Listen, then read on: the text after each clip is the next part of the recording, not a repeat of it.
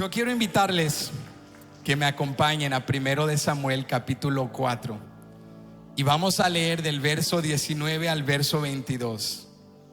Les quiero compartir en esta mañana que celebramos en este día, el Día de las Madres, la historia de una madre que dio a luz, escucha esto, durante una tragedia nacional y una tragedia personal.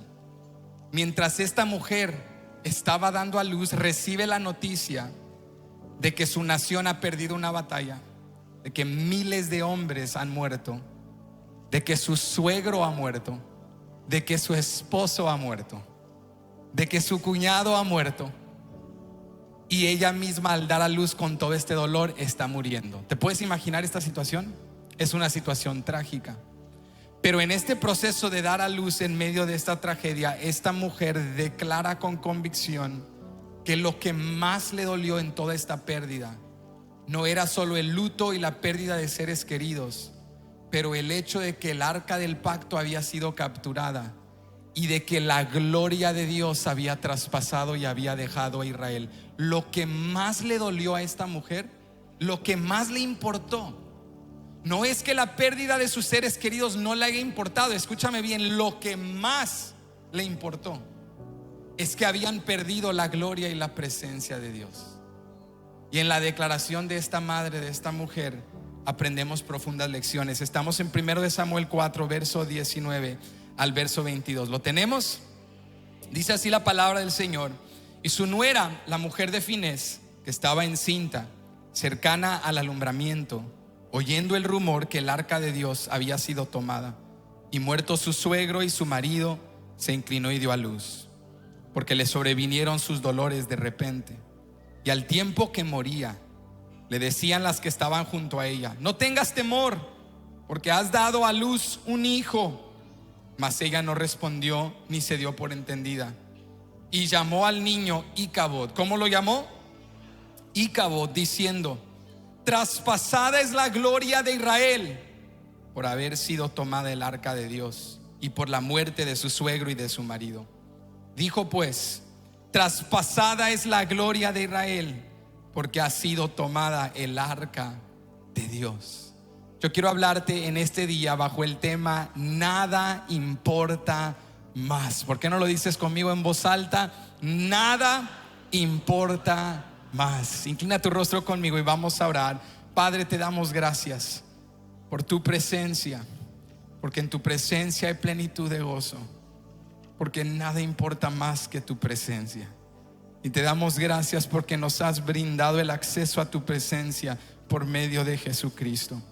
Gracias te damos también por tu palabra, que es verdad, que es lámpara y lumbrera a nuestro camino, que esclarece, Señor, para dónde nos llamas, a quién nos llamas, y que tú vas con nosotros cada paso del camino.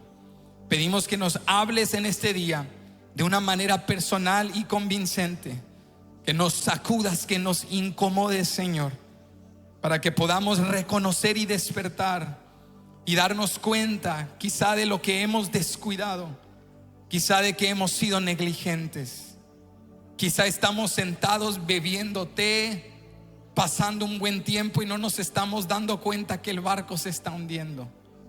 Entonces abre nuestros ojos para reconocer nuestro pecado, para reconocer nuestro error, para ver que en nuestras casas quizá hijos se están perdiendo, hijos se están desviando, que hemos descuidado lo que más importa. Perdónanos, Señor. Perdona hoy nuestros pecados y fortalécenos para descansar no en nuestras propias fuerzas, sino en ti, nuestro Salvador, nuestro restaurador. Tu Espíritu Santo, que nos santificas día con día, háblanos hoy, ilumina nuestro entendimiento para extraer de estas páginas todo lo que tú tienes para nosotros. Permítenos corresponder a la convicción de esta mujer, que en medio de tragedia y dolor entendió que lo más trágico era perder tu presencia y tu gloria, para que de su tragedia y su dolor aprendamos, para que podamos acudir al aviso, a la advertencia, y reconocer si vamos por el mal camino. Y hoy, Señor, volver a hacer un retorno, volver. Eso es arrepentimiento. No solo pedir perdón, pero hacer un cambio, un giro. Ayúdanos hoy, porque nada importa más que tu presencia y que tu gloria. Pedimos esto en el nombre de Jesús y todos decimos amén. Pueden ocupar su lugar. Nada importa más. Hoy que celebramos el Día de las Madres y honramos a las mujeres que Dios ha puesto en nuestras vidas, que tanto como madres biológicas o como figuras maternales han saciado una necesidad, han cuidado, han criado, han atendido, han sacrificado en gran manera. Y al meditar en el rol de una madre, pienso mucho en legados, en herencia, en lo que como padres, como líderes le queremos dejar a una próxima generación. Cuando esta generación tome nuestro lugar y entren en posiciones de liderazgo e influencia, ¿cuál es la herencia que les dejamos? ¿Qué dirán? Esto es lo que me dejaron mis padres. Esto es lo que aprendí de mis antepasados. Este fue el camino que mis patriarcas marcaron. ¿Qué es lo que dirán de nosotros? ¿Que les enseñamos a trabajar duro? ¿Que les enseñamos a ganarse la vida? ¿Que les enseñamos a prosperar? ¿Que les enseñamos a sacrificar? Y todo eso es bueno y tiene su lugar debajo del sol. Pero yo creo, iglesia, que no hay mejor herencia o legado a que nuestros hijos y esa nueva generación digan: mis padres me enseñaron a buscar a Dios. Mis padres me enseñaron a temer a Dios. Mis líderes me enseñaron a tener encuentros en la presencia de Dios. Y cuando hoy reflexionamos a la luz de 1 de Samuel capítulo 4 y de su narrativa compleja, como veremos en un momento, entramos a una historia que nos lleva a hacernos la pregunta: ¿qué es lo que más importa? ¿Qué es lo más importante? Ahora hay un sinnúmero de cosas importantes. Tenemos la vida, el trabajo y la familia y responsabilidades y cosas que hacer y metas que cumplir y sitios a los cuales ir y muchas metas que lograr. Pero dentro de esas largas listas de quehaceres y menesteres hay algo que toma supremacía. Hay algo que debe cobrar prioridad. Hay cosas importantes, pero luego hay lo más. Alguien diga lo más importante.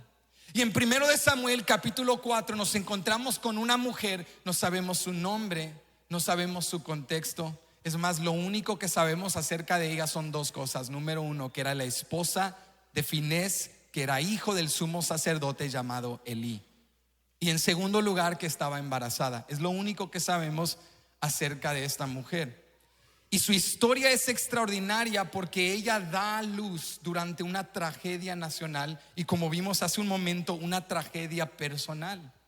Pero sus últimas palabras no fueron palabras de llanto, quebranto por la pérdida de su familia. Su última decisión y palabra fue declarar que el nombre de su hijo sería Icabod, que en el hebreo significa y, no o ausencia de, Icabod, que es gloria. Dice Icabod, no gloria. Ella decidió nombrar a su hijo: la gloria de Dios ya no está con nosotros. Este fue su último acto de vida, de convicción. Y al declarar esto, esta mujer refleja una convicción de que lo más importante para ella, lo más importante que ella tenía, que su familia tenía y que Israel tenía, era la gloria de Dios. Cuando encontramos su historia, es una historia muy corta. Solo vemos de los versos 19 al 22. Su relato es algo muy básico, muy sencillo, pero en su historia hay muchas profundidades que podemos extraer. Porque el relato de la esposa de Finés es una historia entrelazada con una metanarrativa, una historia grande que encontramos en 1 de Samuel. Porque 1 de Samuel es un libro crucial en la historia de Israel, porque se encuentra en un cambio o transición de eras. 1 de Samuel comienza en la era de los jueces. ¿En la era de qué? De los jueces. Pero dará lugar en transición a la era de la monarquía. Pasarán de jueces, donde Dios era rey sobre Israel y establecía a hombres jueces que dirigieran a su pueblo, sacerdotes que administraran el sistema sacrificial y guardaran del tabernáculo la tienda de reunión. Pero Dios era rey sobre Israel. Eran una teocracia. Dios era rey sobre Israel. Pero surge una transición por medio de un niño, luego joven y luego hombre, llamado Samuel. Dios levanta a Samuel y de manera milagrosa trae este niño a vida. Su madre Ana era una mujer estéril, pero clama a Dios, le cree a Dios. Dios le da un hijo y ella en obediencia honra su voto a Dios y se lo da a Dios como una ofrenda. Y Samuel crece en el tabernáculo bajo la mentoría espiritual de Elí, el sumo sacerdote. Pero Elí tenía dos hijos propios. Estaba instruyendo a Samuel como un hijo espiritual, pero tenía dos hijos propios que se llamaban Ofni y Finés. Ellos eran ya sacerdotes. Y la Biblia dice, escucha esto, que aunque Samuel era un joven, Samuel no se apartaba de la presencia de Dios. Samuel era un joven temeroso de Dios que escuchaba, aprendió desde temprana edad a escuchar la voz de Dios. Pero los hijos de Eli, Ofni y Finés, que se supone que eran una nueva generación del sacerdocio, eran hombres pecadores, eran hombres impíos, hombres apartados de Dios. Entonces viene un declive espiritual durante la era de los jueces. Viene un declive espiritual a Israel por el pecado. Y llega a la culminación, al punto más importante, cuando luchando contra los filisteos, el juicio de Dios viene contra la casa de Elí. Mueren sus hijos, muere Elí y los filisteos se llevan el arca del pacto. Y entre esta transición del sacerdocio de Elí y el liderazgo de Samuel que Dios estaba levantando, encontramos esta pequeña historia de la esposa de Finés. Esta mujer que en medio de tanta tragedia reconoce que lo más importante en nuestras vidas no es lo que hacemos o poseemos, sino la presencia de Dios. Esta mujer nos invita a hacernos esta pregunta y a reconocer, iglesia, que podemos perder todo en nuestras vidas. Podemos perder posesiones, podemos perder trabajo, incluso podemos perder a seres queridos y tendríamos que sobrevivir y seguir adelante. Pero algo con lo cual no podemos dejar de depender, algo sin lo cual no pudiésemos avanzar, es la presencia de Dios. Podemos avanzar sin cosas, podemos avanzar sin ciertas personas, pero sin Dios no vamos a prosperar.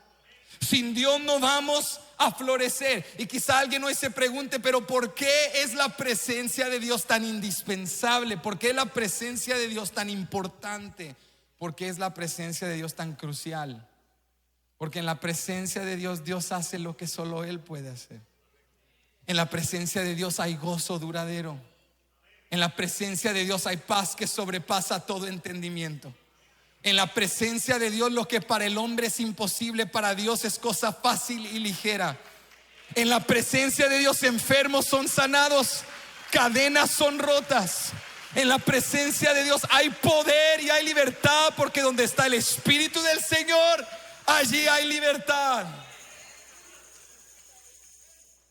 Quiero hoy persuadirte de que nada importa más que la presencia de Dios. Sacude al que está a tu lado y dile: nada importa más. Díselo. Nada importa más que la presencia de Dios. Entonces, volviendo a 1 de Samuel 4, hay 3 lecciones que podemos aprender de esta tragedia. Y estas son las 3 cosas que te quiero enseñar el día de hoy. Número 1, no pospongas lo que debes priorizar. Número 2, no reduzcas tu relación con Dios a mera religión.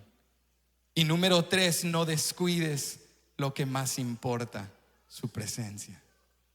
Antes de volver al relato de la esposa de Finés, de esta mujer que está dando a luz en medio de tragedia, quiero llevarte al contexto y antes de que escuchemos el clamor de esta madre, hay que escuchar el silencio de un padre llamado Elí.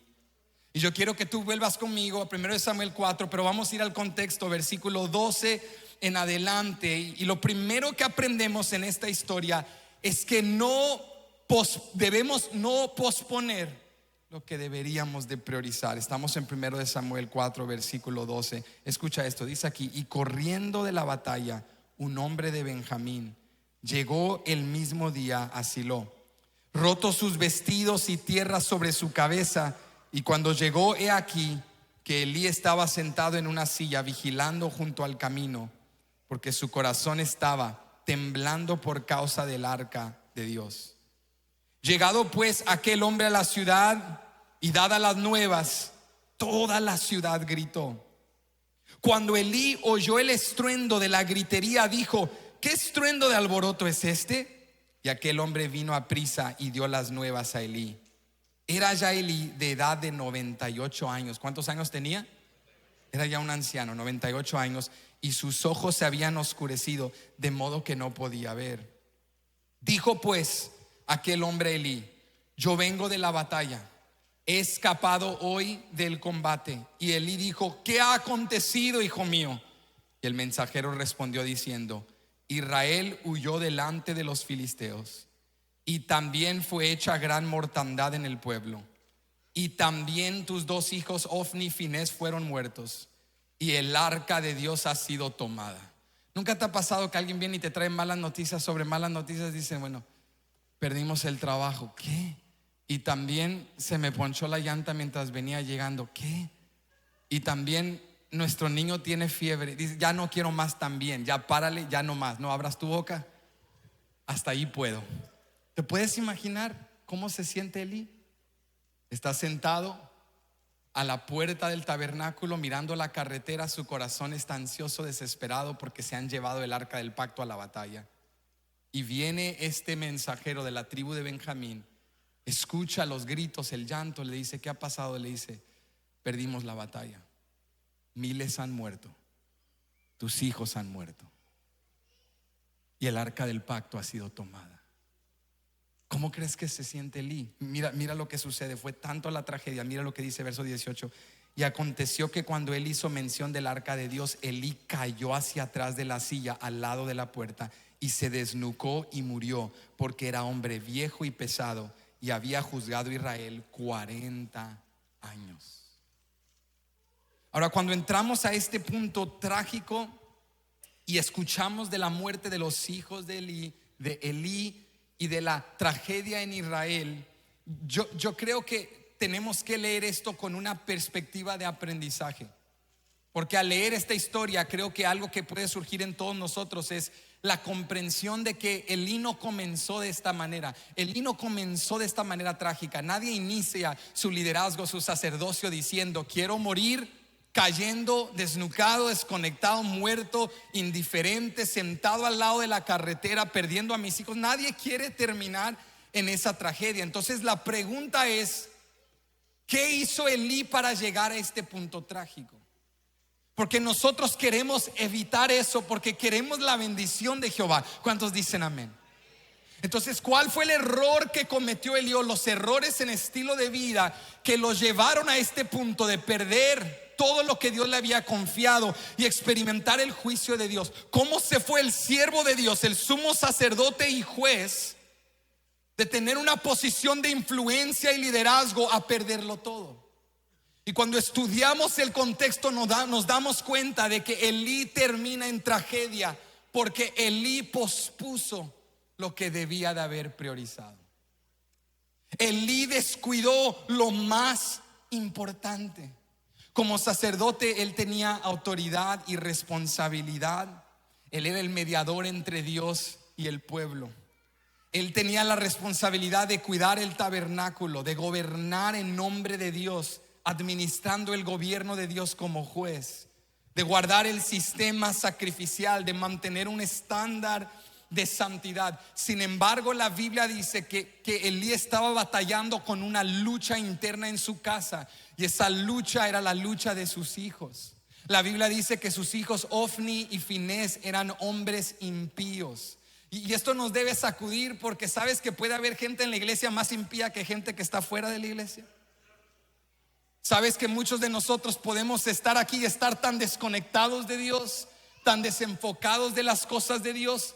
Es triste cuando vemos esta historia, porque Elí era el sumo sacerdote, pero sus hijos Ofni y Finés eran sacerdotes dentro del tabernáculo. Tenían responsabilidades dentro de la tienda de reunión, pero la Biblia dice, escucha esto, que habían corrompido el sacerdocio.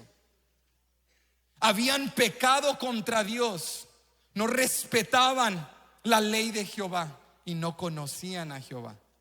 Dice la Biblia que cuando los hombres traían sus ofrendas y sacrificios al tabernáculo, había en la ley estipulaciones de que la mejor porción se tenía que dar para el sacrificio y una porción se guardaba para el sacerdote. Pero Ofni y Finés hacían lo contrario, se quedaban con la mejor parte y le daban a Dios lo que sobraba. Nos dice la escritura que también participaban de inmoralidad sexual, se acostaban con siervas y mujeres en la entrada del tabernáculo. Eran hombres totalmente apartados de Dios. Y Dios le habló a Elí en múltiples ocasiones y le dijo: Elí, corrige a tus hijos, ordena tu casa. Mira esto, mira el pecado de estos hombres. En 1 de Samuel capítulo 2 versículo 12 dice el verso 12: los hijos de Elí eran hombres impíos. ¿Eran hombres qué? Impíos, y no tenían conocimiento de Jehová. Nos brincamos al verso 17, escucha esto: era pues muy grande delante de Jehová el pecado de los jóvenes, porque los hombres menospreciaban las ofrendas de Jehová. Verso 22: pero Elí era muy viejo y oía de todo lo que sus hijos hacían con todo Israel y cómo dormían con las mujeres que velaban a la puerta del tabernáculo de reunión. O sea, Dios estaba esclareciendo el pecado en la casa de Elí, y Elí exhortaba a sus hijos verbalmente. Pero en lugar de quitarles su posición, en lugar de realmente corregirlos, Elí posponía lo que tenía que priorizar. Elí decía: después voy a hablar con mis hijos, después voy a corregir este problema, después voy a empezar a dar a Dios. Ahorita andamos mal, pero cuando esté mejor le voy a dar. Después voy a servir, después voy a buscar al Señor. Vendrá el día, este va a ser el año. ¿Cuántos llevan ya disco rayado? Este va a ser el año, vas a ver, este va a ser el año que voy a buscar a Dios. Este va a ser el año que todo va a cambiar. Con esta prueba, con esta enfermedad, con este accidente, con este reto, ahora sí me arreglo, Dios. Vas a ver cómo te voy a amar y te voy a buscar. Esta va a ser la temporada, esta va a ser la prueba, esta va a ser la victoria.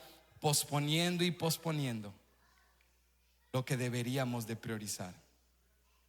Hablando y hablando, pero no tomando acción. Elías hablaba con sus hijos y los exhortaba y les decía: hijos, están pecando contra Dios, hay que arrepentirse. Pero mientras ellos seguían corrompiendo el sacerdocio, Elí ignoraba y toleraba el pecado. Y quiero que veas algo: Dios habla a la vida de Elí a través de un mensajero y le dice: Elí, has honrado más a tus hijos que a mí. Has amado más a tus hijos que a mí. Escúchame, hermano, nuestros hijos son una responsabilidad moral que Dios nos ha confiado. Nuestro matrimonio es una responsabilidad moral que Dios nos ha confiado. Pero ni tus hijos, ni tu esposo, ni tu esposa, ni nada, ni nadie debajo del sol debe impedirte hacer lo que Dios te ha llamado a hacer. Nuestros hijos y las bendiciones que Dios nos ha dado tienen su lugar, pero nada importa más. ¿Cómo, iglesia? Nada importa más que honrar y obedecer la palabra de Dios. La Biblia dice que Elí había honrado a sus hijos por encima de Dios. Era un hombre pasivo, no un hombre activo. ¿Cuántos hombres pasivos, cuántas mujeres pasivas llegaron al servicio de las 10:30? Tan pasivos que ni energía tienen para levantar la mano y reconocerlo, ¿verdad? ¿Tú sabes esos hombres pasivos? Amor, está como que está fallando esa luz. Después la reviso. Amor, como que siento que el carro anda mal. No anda mal, anda bien. Pasivos. Siempre después lo arreglamos, hasta que se revienta el carro, hasta que se te inunda la casa, hasta que se te viene el problema encima, hasta que el hijo está en un callejón con una sobredosis, hasta que perdemos ya la relación y estamos firmando divorcio. Entonces recapacitamos. Dios nos venía diciendo desde hace tiempo: hijo, no lo pospongas. No pospongas la oración, no pospongas la lectura bíblica, no pospongas la santidad, no pospongas el arrepentimiento, no pospongas la reconciliación, porque vendrá el día en el cual los filisteos te van a derrotar y se van a llevar el arca del pacto. Y el ser pasivo, iglesia, nos puede costar mucho. Dios le estaba hablando, Elí lo estaba exhortando, y quiero aquí hacer un hincapié, porque yo sé lo que tú estás haciendo, porque yo también lo hago. A este punto de la narrativa todos estamos diciendo: ay, Elí, Todos estamos juzgando a Elí. Estamos escuchando esta historia y tú dices: si es cierto, pastor, hay hipócritas en la iglesia. Hay de izquierda a derecha pastores, líderes con errores morales, fallando, pecando, cayendo por todas partes. Hay inmoralidad, hay esto. Empezamos a juzgar porque creemos que Elí es un caso triste de un líder fracasado. No comprendemos que Elí es un espejo. Elí no es alguien que debemos juzgar. Elí es alguien de quien debemos aprender. Elí es un espejo, no para que tú escuches la historia de Elí y digas: si es cierto, pastor, hay Ofni y fineses por todas partes. No, escúchame, la historia de Elí es para que tú reflexiones y digas: Padre Santo, yo soy Ofni, yo soy finés, estoy descuidando lo que más importa. Soy yo Elí en la historia, porque en la historia tú y yo siempre somos Samuel, ¿verdad que sí? En el Mar Rojo tú eres Moisés, tú nunca eres Aarón creando el becerro de oro, tú nunca eres los egipcios creando y perpetuando esclavitud. Tú y yo siempre somos Moisés, David, el protagonista. Pero en 1 Samuel 4 yo quisiera persuadirte que Elí no es un caso triste. Elí es un espejo que nos invita a reflexionar y a hacernos la pregunta: ¿dónde hay pasividad en mi vida? ¿Qué es lo que yo estoy descuidando? Hay pecados que estoy encubriendo, hay patrones dañinos que estoy perpetuando, hay cosas que no estoy reconociendo, no estoy confrontando y estoy excusando. Después lo voy a arreglar, prolongando y posponiendo. Pero escúchame, la historia de Elí es como una alarma en la madrugada que nos despierta y que nos dice: deja de posponer y comienza a priorizar. Deja de prolongar lo que Dios te está llamando a hacer hoy. Ya no evites esa confrontación, ya no evites el tomar acción, ya no evites la obediencia, ya no pospongas el arrepentimiento, porque así pensaba Elí. Elí creía: después voy a lidiar con mis hijos, después voy a tratar con ellos. Estoy demasiado ocupado trabajando para Dios, estoy demasiado ocupado limpiando el tabernáculo. Pero te debería de interesar más la condición de tus hijos que la limpieza del tabernáculo, porque Dios puede levantar a otro sacerdote, pero esos dos hombres solo tienen un padre. Tú tienes una responsabilidad de priorizar lo que has pospuesto. Elí había descuidado, iglesia, y Dios está utilizando su vida como un despertar, una alarma que nos dice: la decadencia espiritual de mañana será el resultado de la negligencia espiritual de hoy. ¿Me escucharon, iglesia? La decadencia espiritual de mañana será el resultado de la negligencia espiritual de hoy. Mañana estaremos en un desierto porque hoy estamos posponiendo lo que deberíamos de priorizar. Mañana vamos a estar en una tormenta porque hoy estamos posponiendo. Yo no sé en tu caso, mañana yo no quiero un desierto. Yo quiero que el buen pastor me lleve a los pastos verdes. Yo quiero aguas frescas, yo quiero su bendición. ¿Cuántos quieren la bendición de Jehová? Entonces Dios nos da hoy la receta. Dios dice: ¿quieres mi bendición? No pospongas lo que debes priorizar. Dios va a saber, este año voy a meterme en la palabra. ¿Cuántos empezamos en enero? ¿Recuerdan? No fue hace mucho. Yo sé que se siente como hace una eternidad, pero fue hace un ratito. En enero estábamos aquí, semana de oración, consagrándonos a Dios, escribiendo libretas, subrayando versículos, creando planes de salud, tomando vitaminas, proteína. Estamos en mayo, iglesia. ¿Dónde andamos? ¿Dónde estamos hoy? Y la realidad es que posponemos cosas espirituales, pero no posponemos las cosas materiales, ¿viste? ¿Quién aquí pospone la comida de hoy? ¿Quién dice: no, pues dejémoslo para el próximo domingo, hoy no comamos nada? No, la comida te la avientas todos los días porque la consideramos esencial, ¿sí o no? Esencial. ¿Hay alguien aquí que ha dicho: esta semana como que no quiero trabajar, pospongo el trabajo esta semana? ¿A alguien le ha funcionado ese formato de vida? No, ¿verdad? El trabajo no lo pospones porque es esencial. Quieras trabajar o no trabajas, trabajas, priorizas. Lo que quieres comprar lo compras cuando lo quieres comprar. Pero lo espiritual no lo consideramos tan esencial como lo material. Decimos: no puedo posponer trabajo, no puedo posponer limpieza, no puedo posponer comida, pero leer la Biblia lo puedo posponer. Ir a la iglesia lo puedo posponer. Este domingo es que hay tanta ropa que lavar y doblar, y si lo hago ahorita domingo pues me adelanto y la semana empiezo bien, mejor eso. Veo el servicio en línea, al cabo es lo mismo, o sea, lo pospongo porque está bien, porque lo espiritual no es esencial. Lo espiritual no es fundamental para mí como lo material. No consideramos las cosas espirituales tan importantes como las materiales, pero ¿recuerdas lo que dijo Jesús en Mateo capítulo 6, versículo 25? Jesús dijo: por tanto os digo, no os afanéis por vuestra vida, qué habéis de comer o qué habéis de beber, ni por vuestro cuerpo, qué habéis de vestir. ¿No es la vida más que el alimento y el cuerpo más que el vestido? Verso 33: mas buscad primeramente el reino de Dios y su justicia, y todas estas cosas os serán añadidas. Jesucristo dijo: la ropa importa, la comida importa, pero nada de eso importa más. Buscar el reino de Dios y su justicia debe ser primero en tu vida, porque luego todo lo demás Dios te lo puede añadir. Tú puedes sobrevivir un día sin cosas materiales, pero un día sin Dios, un día sin la dirección de Dios, si hoy Dios suelta su mano sobre el universo, todos se vienen para abajo. Nosotros nos decimos con frecuencia: qué difícil es el mundo, qué terrible es el mundo. No, incluso la gracia común de Dios extendida sobre la tierra, de que Dios no ha permitido gobernantes, gobiernos tan corruptos que nos han destruido, que estamos en un país, estemos de acuerdo o no acuerdo con todas las políticas, donde podemos adorar con libertad, predicar con libertad, ganarnos la vida. Aún en eso está la gracia común de Dios, que si Él suelta su mano de nosotros, todo se viene para abajo, todo se vendría al suelo. Pero es la misericordia de Dios. Por eso Él dice: no te afanes, las cosas de la vida yo te las voy a proveer. Todo tiene su orden, pero lo más importante es buscar a Dios. Lo más importante es tener a Dios.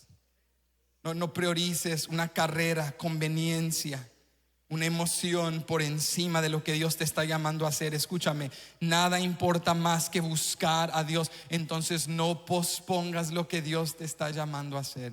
El otro día estábamos en casa, y Chabel y yo estábamos viendo una película del Titanic, y nuestros niños estaban como caminando por la recámara, y uno vio y dijo: wow, y se sentó, se intrigó. Y luego vino el otro, y cuando menos me di cuenta ya estaban los cuatro sentados en la cama, y se convirtió en una actividad familiar.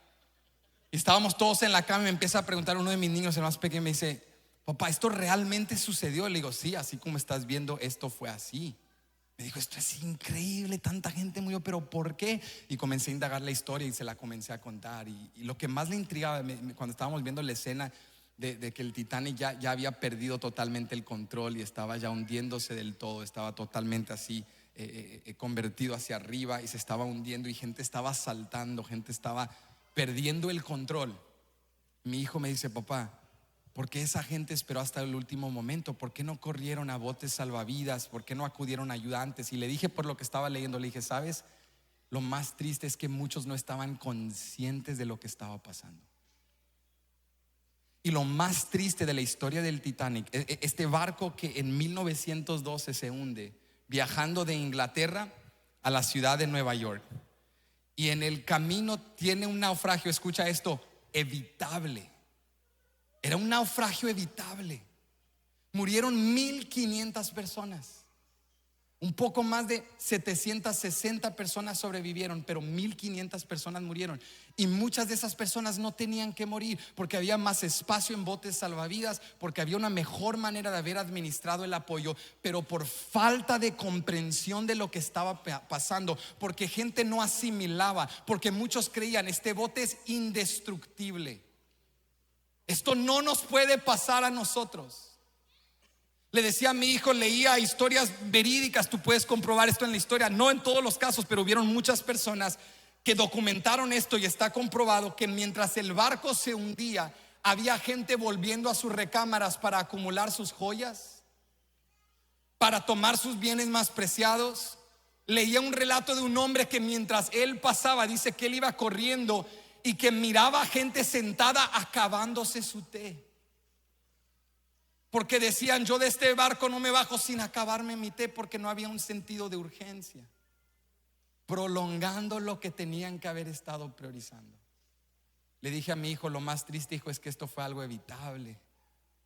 Muchos de nosotros estamos relajados tomándonos el té, acumulando, el barco se está hundiendo, trabajando horas extras, acumulando, ganándote la vida, y tus hijos se están perdiendo porque no tienes una relación con ellos, porque no conocen al Dios que predicas, porque no inviertes en sus vidas. ¿Cómo estás, hijo? ¿Cómo te fue en la escuela? Bien, ok, bien. Y no hablamos otra vez por 24 horas.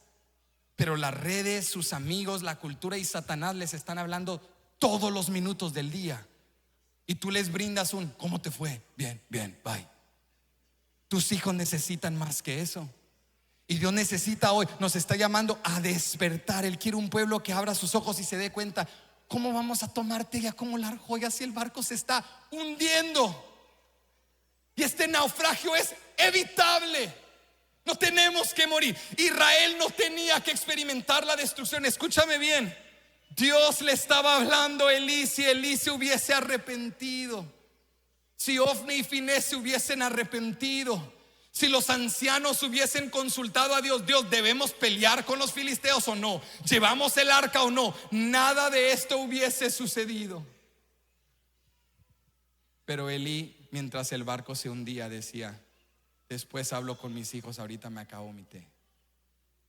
Después atiendo esta situación, mejor ahorita acumular joyas y a limpiar el tabernáculo y a continuar, en lugar de hacer con un sentido de urgencia lo que Dios me está llamando a hacer. El barco de Israel no se hubiese hundido si los líderes de Israel hubiesen priorizado en lugar de posponer lo que Dios les estaba llamando a hacer. Aquí está lo segundo que te quiero enseñar. Mira esto. Lo primero que vimos es que Dios nos reta a no posponer lo que debemos priorizar, pero número dos, a no reducir nuestra relación con Él a una mera religión.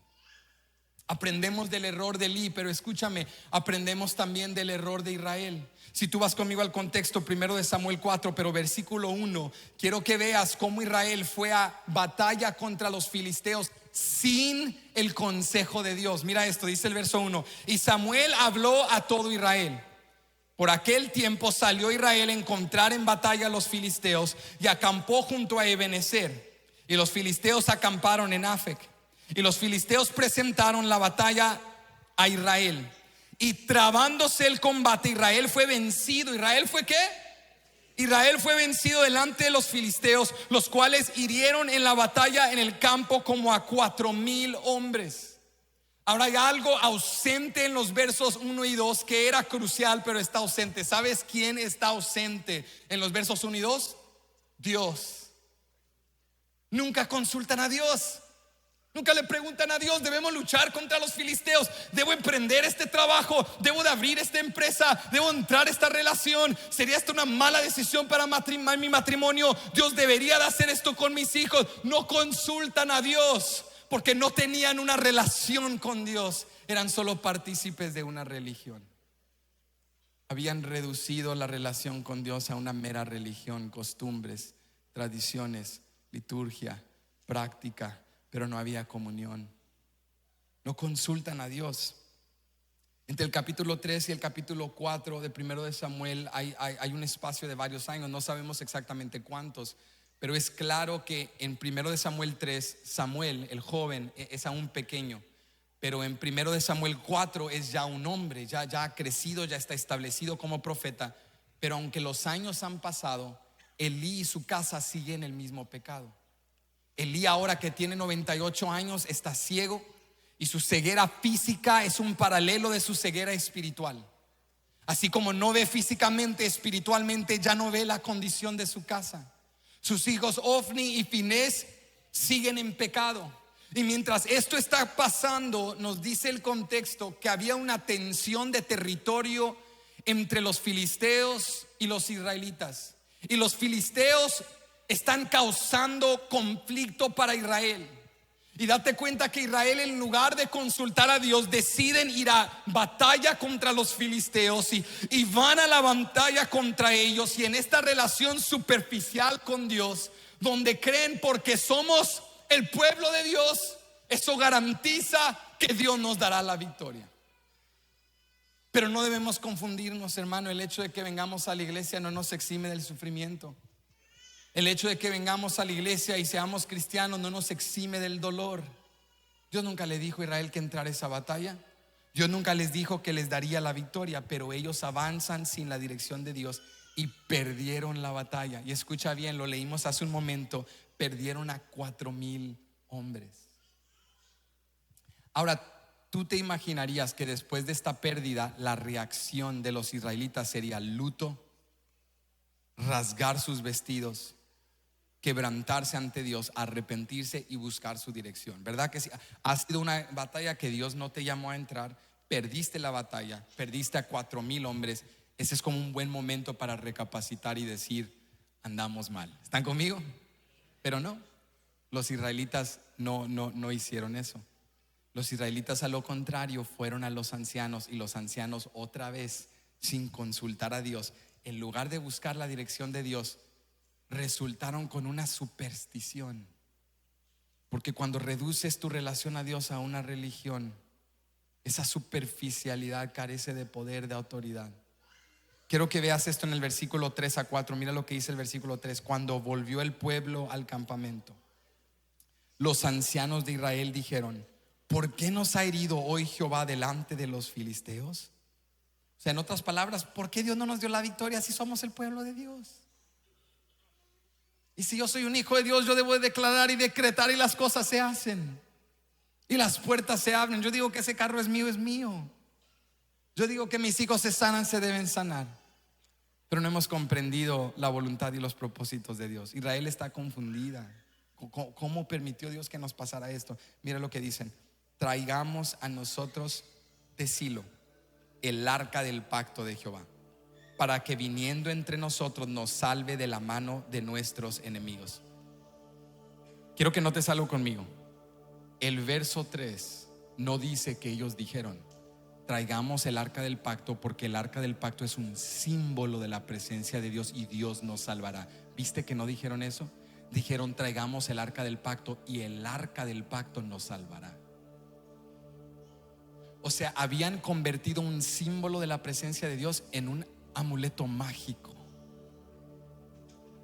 El arca del pacto se había convertido un instrumento mágico. Donde lo llevemos vamos a tener la victoria. Pero Dios no será manipulado. Dios no es un botón mágico que te saca de escapes. Dios no quiere que nos desconectemos de Él toda la semana, lo reduzcamos a una religión y vengamos el fin de semana y solo el domingo levantes el arca del pacto para sentirte moralmente piadoso, para aquietar tu conciencia que te atormenta entre semana por los pecados con los que luchas, y vienes el domingo a levantar el arca del pacto, a sentirte como un cristiano, a escapar, a sentirte bien. Pues yo voy a la iglesia, yo diezmo, yo cargo una cruz en mi cuello, yo me tatué hebreo en mi brazo, por eso yo me siento sellado, yo tengo la garantía. Dios no es un amuleto mágico, Dios no es un botón de escape. Dios no quiere que cargues una cruz en tu cuello. Dios no quiere que utilices imágenes o ídolos. Dios está sentado en un trono de justicia, y Él quiere no un pueblo que le busca los fines de semana. Él quiere un pueblo que le ama, que le sirve, que hace su voluntad. Dios no quiere un fin de semana contigo. Dios te está invitando a más que un escape espiritual. Dios quiere una vida nueva para ti. Pero cuando reducimos a Dios a una religión, a prácticas, a costumbres, traigamos el arca del pacto y el arca del pacto nos va a salvar. ¿Sabes qué ocurre? Verso 4. Y envió el pueblo a Silo, y trajeron de allá el arca del pacto de Jehová de los ejércitos, que moraba entre los querubines, y los dos hijos de Eli. ¿Quiénes? Ofni y Finés estaban allí con el arca del pacto de Dios, en absoluta desobediencia a Dios. Van y toman el arca del pacto como que fuera un amuleto, y lo traen. ¿Con quién lo va dirigiendo? Los sacerdotes más corruptos que necesitan arrepentirse y ser restaurados. Pero así de desconectados estaban de la presencia de Dios, porque no hablaban con Dios. Jesucristo dijo: mis ovejas oyen mi voz y me siguen, conocen mi voz, caminan conmigo. dirigidos por un sacerdocio corrupto, reducen a Dios y van con el arca del pacto. No buscaron a Dios, no consultaron a Dios. Sus vidas estaban lejos de Dios. Y escúchame, de eso se trata una religión superficial. La religión superficial no se trata de buscar a Dios, se trata de utilizar a Dios. Se trata de tradiciones y rituales y liturgia y prácticas que te hacen sentir moral, pero no tienen sustancia, no tienen poder, no tienen autoridad. Y escúchame bien, iglesia, a nosotros nos podemos autoengañar, a los que nos rodean los podemos engañar, pero a nuestro adversario no lo vamos a engañar. A los demonios no los puedes engañar. Los demonios no tiemblan donde está gente que grita el nombre de Jesús. Los demonios tiemblan donde están hijos e hijas de Dios, donde están aquellos que han sido investidos con el poder de lo alto, que son morada del Espíritu de Dios. Las batallas revelan si realmente somos quienes decimos que somos, porque a nosotros nos podemos autoengañar, pero a los demonios no los vas a engañar. Los demonios conocen la presencia de Dios y ellos no tiemblan donde hay religiosos positivos, declaro y decreto, fe de palabra. Ellos tiemblan donde están hijos e hijas de Dios, que dicen: aquí no vas a entrar, en esta casa no tienes cabida. Y ellos dicen: aquí no vamos a entrar, porque ese tiene la unción del Espíritu Santo, ese tiene el poder del Hijo de Dios, ese tiene la misma autoridad que tuvo aquel hombre que vino hace más de 2000 años, que caminó entre los hombres, que nos echaba fuera, que nos expulsaba. Ese es un Hijo de Dios. La Biblia dice que dirigidos por Ofni y Finés llevaron el arca del pacto y entraron al campamento. Y cuando entraron al campamento, escucha esto, el pueblo, el ejército se emocionó y comenzaron a gritar gritos de celebración, de militares, de victoria, porque se llenaron de audacia y de valor. Al ver el arca del pacto dijeron: ahora sí vamos a ganar. Y al escuchar esos gritos, como un estruendo que tembló la tierra, dice la palabra que los filisteos temieron en gran manera. Dijeron: ¿por qué gritan los israelitas? Les dijeron: es que han traído su arca del pacto de su Dios. Los filisteos dijeron: ahora hay un Dios en nuestros medios, y temieron. Pero escúchame, a ti te puedes autoengañar, pero a los demonios no los vas a engañar, a tu adversario no lo vas a engañar. Y dice la palabra que luego los filisteos comenzaron a hablar y superaron su temor y dijeron: ¿saben? Seamos hombres valientes, vamos a luchar a ver si es cierto que esa arca de pacto tiene poder. Y fueron a luchar contra Israel. Y mira lo que ocurre, verso 10 y 11, mira esto. Pelearon pues los filisteos, e Israel fue vencido, y huyeron cada cual a sus tiendas, y fue hecha muy grande mortandad, pues cayeron de Israel 30,000 hombres de a pie. Y el arca de Dios fue tomada, y muertos los dos hijos de Eli, Ofni y Finés. A los demonios no los vamos a engañar, a los retos no los vamos a engañar. Las batallas van a exponer: ¿es esto religión o es esto relación? ¿Es esto superficial o es esto real? ¿Tú recuerdas a los 7 hijos de Seba que fueron con ese hombre poseído, endemoniado, y trataron de replicar la fórmula de Pablo? A ti te decimos que salgas en el nombre del Jesús que predica Pablo. Y el demonio le respondió. ¿Sabes que los demonios hablan? El demonio les respondió y les dijo: a Jesús conocemos, de Pablo hemos oído, ¿ustedes quiénes son? Y los golpeó a todos, los dejó desnudos. 7 hombres golpeados, desnudos, ridiculizados, avergonzados, y salieron corriendo. Porque a ti te puedes autoengañar, pero al adversario no lo vas a engañar. El adversario no va a temer que cargas un arca del pacto, que llevas una cruz en tu cuello, que diezmas de vez en cuando, que vienes durante campañas, Navidad y eventos especiales a Templo Betania. Satanás va a venir en tu contra, y los demonios solo tiemblan donde está la presencia de Cristo Jesús. Y la presencia del Espíritu Santo está con su iglesia, está con aquellos que le aman, le conocen, que han recibido la potestad de ser hechos hijos de Dios en Cristo Jesús. Alguien que le dé gracias porque somos hijos de Dios. ¿Qué le vamos a dar a la próxima generación? ¿Ritual? ¿Liturgia? ¿Práctica? ¿Tradición? ¿O vamos a dejarles una herencia de estar en la presencia de Dios, de ver la gloria de Dios, de buscar el rostro de Dios, de defender la sana doctrina? ¿Qué le vamos a dejar a la próxima generación? ¿Un arca de pacto que carguen como amuleto, o la presencia del Dios vivo, ante la cual los demonios tiemblan y huyen, porque en Él hay poder y autoridad? ¿Qué le vamos a dejar a nuestros hijos? No religión, pero una relación con Dios real.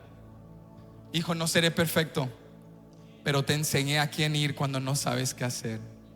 Te enseñé a orar, te enseñé a pedir perdón, te enseñé a quebrantarte, te enseñé a arrepentirte, te enseñé a amar a Dios. Esa es la mejor herencia que tú le puedes dar a tus hijos, y el mejor legado que podemos marcar a esta próxima generación. Entonces contestemos la pregunta: ¿cómo nos vamos de superficialidad y religión a relación y profundidad? Es fácil entenderlo en el contexto de 1 de Samuel 4. No hagamos lo que Elí, Ofni y Finés hicieron, y hagamos lo que no hicieron, que tenían que haber hecho. ¿Viste? No pospongas lo que debes priorizar, y no reduzcas tu relación con Dios a una religión. ¿Cómo? ¿Qué es lo que no hicieron Ofni y Finés? No se arrepintieron. ¿Sabes qué te acerca a Dios? No es gritería, no es cargar un arca del pacto, un amuleto, una cruz. Lo que te acerca a Dios es el arrepentimiento. Lo que te acerca a Dios es el quebrantamiento, un espíritu contrito y humillado. Él no despreciará una persona que viene y dice: Dios, reconozco que estoy mal, estoy tomando té y el barco se está hundiendo, he estado acumulando joyas y mi familia se está perdiendo. Perdóname, Señor, sácame de esta desesperación, sácame de esta adicción, sácame de este problema. Cuando tú te arrepientes y te quebrantas, cuando comienzas a priorizar la palabra de Dios, la búsqueda de Dios, cuando comienzas a priorizar una relación con Dios, entonces tu vida va a dar un giro y su presencia se va a manifestar. La presencia manifiesta de Dios no es automática. La presencia manifiesta de Dios es relacional. La presencia manifiesta de Dios no es automática. Él no manifiesta su presencia donde quiera. Él manifiesta su presencia donde están hijos e hijas, donde está un pueblo santo que le teme, que le ama, que le busca. Tú quieres la gloria de Dios, ocupas una relación con Dios. Y si tú te acercas a Él, Él se acercará a ti. Si tú invocas su nombre, Él acudirá a ti. Si tú confías en Él, Él es pronto auxilio y refugio en toda tribulación. La presencia manifiesta de Dios no es automática, es siempre relacional. Jesús dijo: no se desconecten de mí, no se aparten de mí. Todo pámpano que se desconecte será cortado, todo pámpano que no dé fruto será echado al fuego. Pero si se conectan a mí y no se apartan de mí, caminan conmigo y dependen de mí, producirán mucho fruto para la gloria de mi Padre. Esto es relacional. ¿Esto es qué, iglesia? Relacional. Aquí te quiero dejar y cerramos. ¿Qué aprendimos hoy? No descuides lo que es priorizar. No reduzcas tu relación con Dios a religión. Y por último, no descuides lo que más importa. Es en este contexto de la tragedia de Israel, de Elí y de sus hijos, que volvemos a la historia de la esposa de Finés. Mientras todo esto está pasando, hay una mujer en Silo, embarazada, a punto de dar a luz. Y mientras los líderes de Israel fallan, hay una mujer con una convicción que ni siquiera el sumo sacerdote estuvo dispuesto a tener.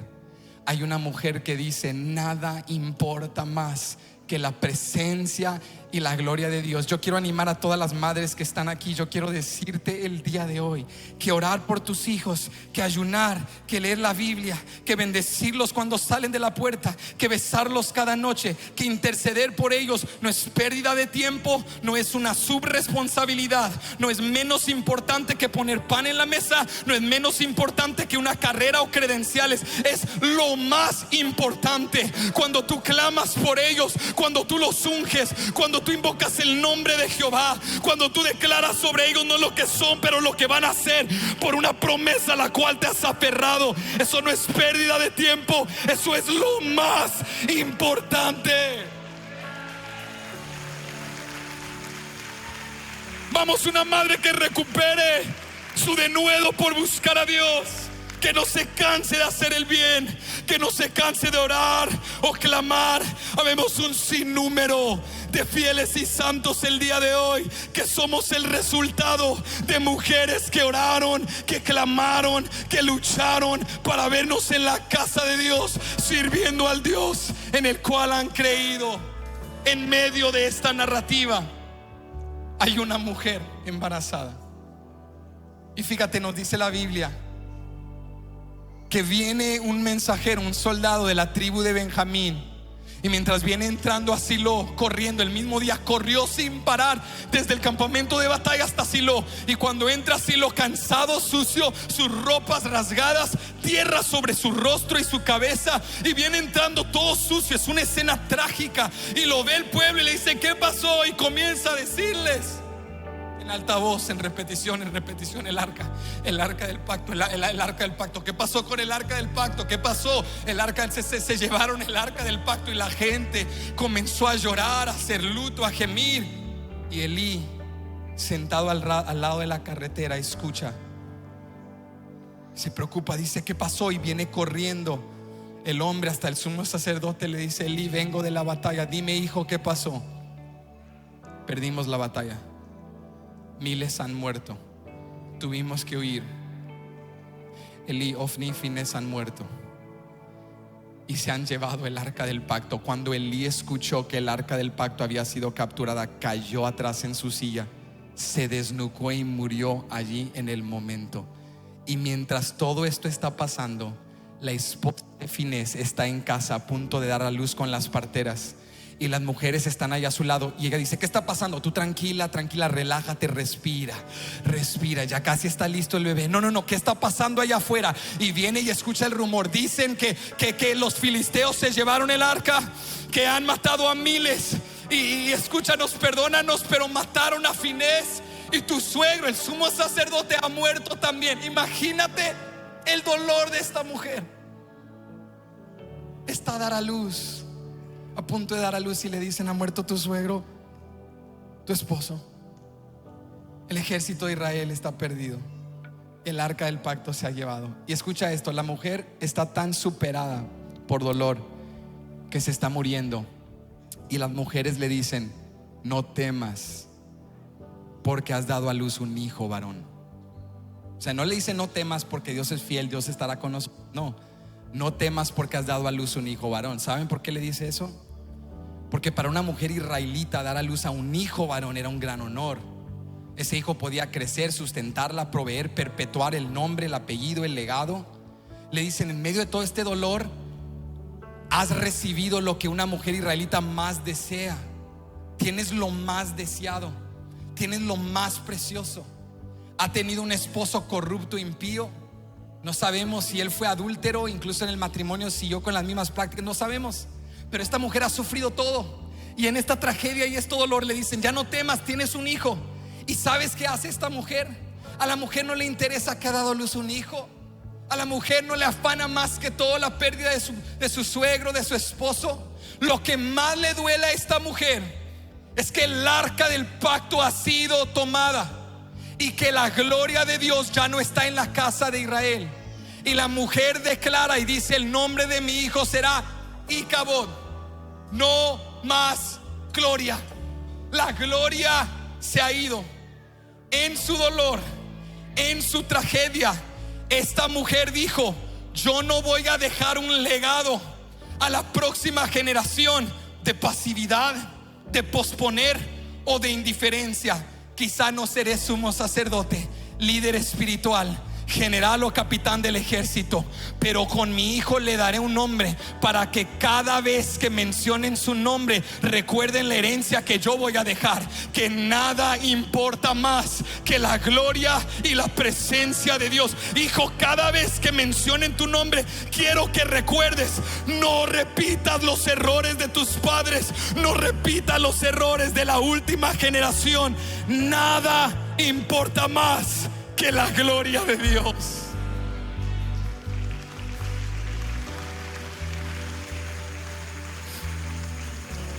Podemos perderlo todo y sobrevivir, pero si perdemos la presencia de Dios, iglesia, lo hemos perdido todo.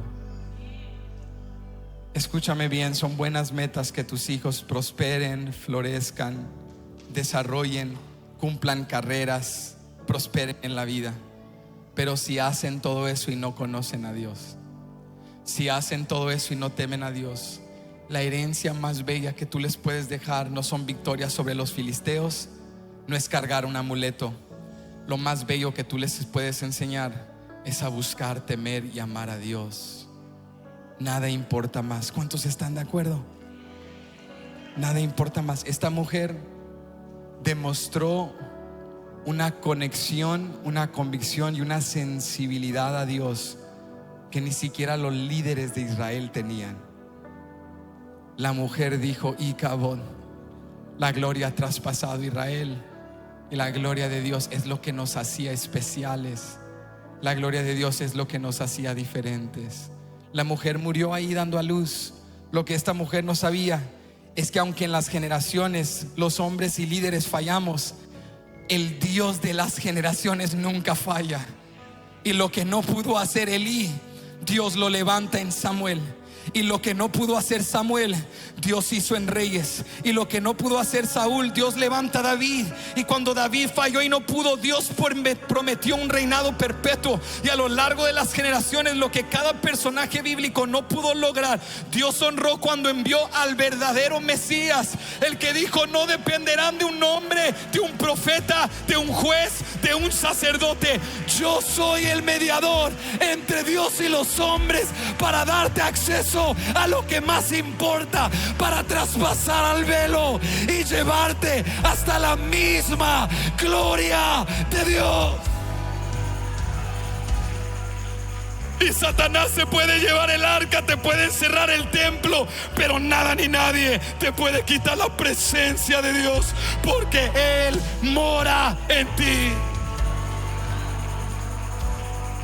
Esta mujer murió declarando: Icabod, no más gloria, como una advertencia, como una lección. Pero Cristo, en su faz, en su rostro, vemos la misma gloria de Dios. Y Él ha logrado lo que nosotros no podríamos lograr.